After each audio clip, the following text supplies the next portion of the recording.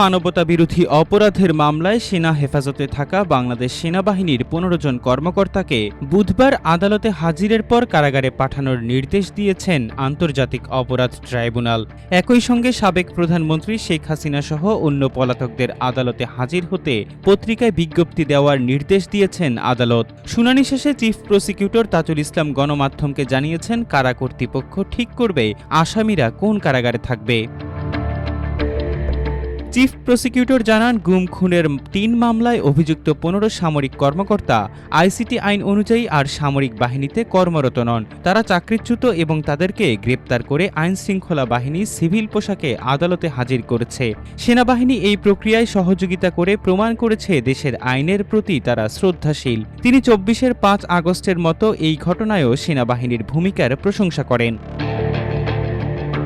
কয়েকদিন আগে বিশেষ আদেশের মাধ্যমে সেনানিবাসের